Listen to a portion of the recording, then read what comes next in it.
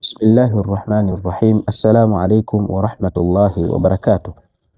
Tukiendelea katika kitabu chetu na darasa yetu ya Fahamu Sheria ya Ndoa katika kitabu cha Al-Miftahu Libabi Nikah. Baada ya kumaliza kueleza nini maana ya ndoa na hukumu zake, leo tunaingia katika kueleza arkanun nikah, nguzo za ndoa. Kwa nini nguzo? Katika sheria ya Uislamu kuna vitu ambavyo vinazingatiwa kwamba ni nguzo na kuna vitu vinazingatiwa kwamba ni masharti. Sasa katika tunaposema nguzo katika Uislamu ni nini maana yake? Al-arkanu ni jamu ya ruknun, na ar-ruknu katika lugha ya Kiarabu wanasema kwamba al-janibul qawi alladhi ya'tabidu alayhi shay, ni ule upande wenye nguvu ambao kitu fulani kinategemea upande huo. Katika istilahi, kwa maana katika sheria ya Uislamu tunaposema nguzo ni nini? Nguzo ni ma yatawaqqafu wujudu shay'in wa yakunu juz'an min haqiqatihi fa idha fuqida ar-ruknu batala shay'un wa lam yasih. Kwamba ma yatawaqqafu wujudu shay'in, nguzo ni kile kitu ambacho ili kipatikane kitu kinatakiwa kianze kupatikana kitu hiko, wa yakunu juz'an min haqiqatihi, na kinakuwa ni sehemu ya hicho kitu kizima. Fa idha fuqida ar-ruknu, kinapokosekana nguzo, batala shay'un wa lam yasiha, kitu kizima kinakuwa kimebatilika. Maana yake nguzo ni upande muhimu sana katika kufaa na kuzingatiwa katika kwa mujibu wa sheria ya Uislamu jambo fulani. Jambo la ndoa lina nguzo. Kama lina nguzo, maana yake itazingatiwa kwa mujibu wa sheria ya Uislamu nguzo hiyo, jambo hilo la ndoa limefaa au halijafaa pale ambapo nguzo hizo zitakamilika. Na kama tulivyotangulia kusema, tunasoma hili kwa mujibu wa madhhabu Shafi'iyya. Maana yake kwa namna ya kuzifahamu hadithi za Mtume sallallahu alaihi wasallam, wao wamezieleza hizi na kuzizingatia hizi tutakazokuja kuzitaja kwamba ndio nguzo za ndoa. Zikikamilika hizi, ndoa imesihi, na ikikosekana moja katika hizi, ndoa haijasihi.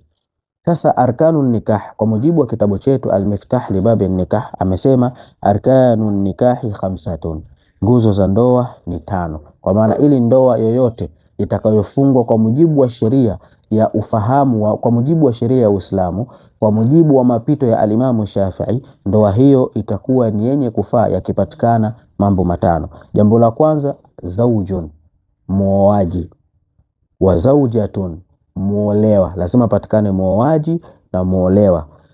Jambo la tatu, wa waliyun, wali wa ndoa. Tutakuja kuwaeleza auliaun nikah, mawali ni watu gani katika darasa inayokuja.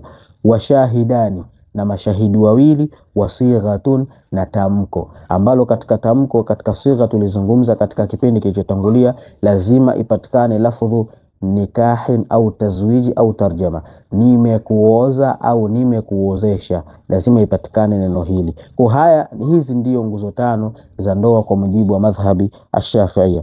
Lakini faida tunayoipata, anasema muallifu rahimahullah, waqad ikhtalafa al-madhahibi fi arkanihi, wametofautiana wanazuoni katika kuzihesabu hizi nguzo. Fa'adda al-malikiyya 5, madhhabu al-malikiyya wamezieleza kwamba ni ngapi?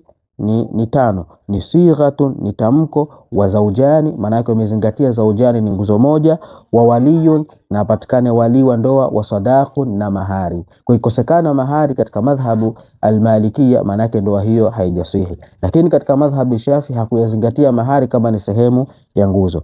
Wa inda al-ahnaf, na kwa Imamu Abu Hanifa, al-ijabu wa qabul, yeye patikane ijabu wa qabuli, nimekuozesha, nimekubali. Lakini la yanaqid illa bihudhuri rajulain, ndoa haitosihi mpaka wahudhurie watu wawili, au rajulu wa mraatani, maana yake mashahidi. Kwa kwake yeye patikane ijabu wa qabuli pamoja na shahidani.